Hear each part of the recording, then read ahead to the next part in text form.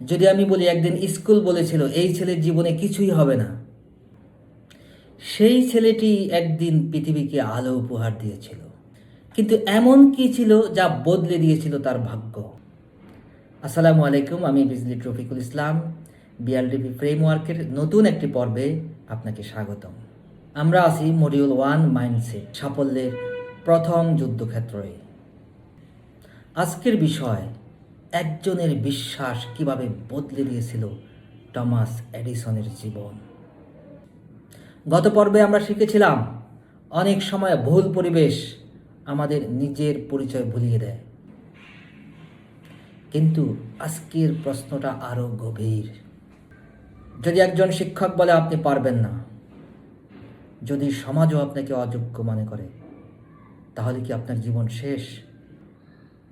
নাকি একজন মানুষের বিশ্বাসই বদলে দিতে পারে আপনার জীবন?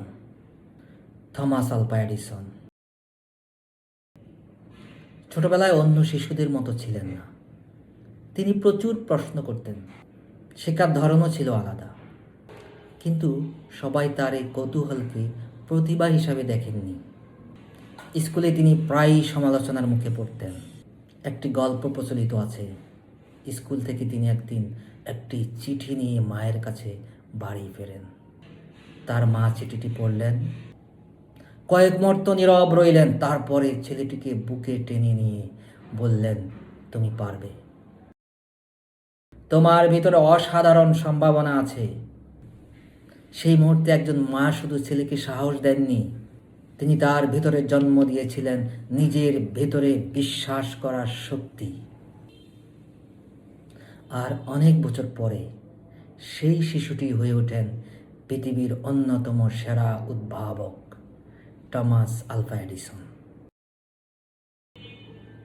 তবে এই গল্পের সবচেয়ে বড় শিক্ষা টমাস আলভা এডিসনের উদ্ভাবন নয়।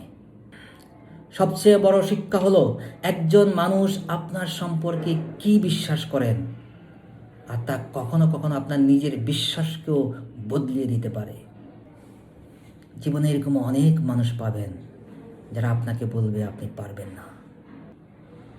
আবার এমন মানুষও পাবেন যারা বলবে আরেকবার চেষ্টা করো, আমি বিশ্বাস করি তুমি পারবে। প্রশ্ন হলো, আপনি কার কথাকে নিজের সত্যে পরিণত করবেন? আজ নিজের কাছে একটি প্রশ্ন করুন, আপনার জীবনে সবচেয়ে প্রভাবশালী কণ্ঠটি কার? যে মানুষ আপনাকে থামিয়ে দেয়, নাকি যে মানুষ আপনাকে এগিয়ে যেতে সাহস দেয়?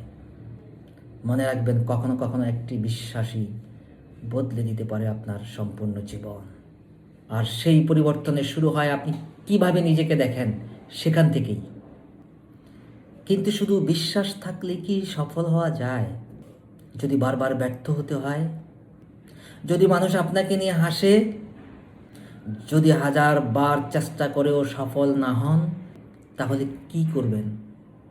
পরবর্তী পর্বে আমরা জানব কিভাবে 1000 বার ব্যর্থ হওয়ার পরও থমাস আলভা এডিসন নিজেকে কখনো ব্যর্থ ভাবেননি। হয়তো সেই গল্প আপনার নিজের ব্যর্থতাকেও নতুন করে দেখতে শেখাবে। আপনি দেখছিলেন বিএলডিপি ফ্রেমওয়ার্ক মডিউল 1 মাইন্ডসেট, সাফল্যের প্রথম যুদ্ধক্ষেত্র এপিসোড 2, একজনের বিশ্বাস কিভাবে বদলে দিয়েছিল থমাস এডিসনের জীবন। আমি বিজলি রফিকুল ইসলাম। পরবর্তী পর্বে আবার দেখা হবে। আল্লাহ হাফিজ।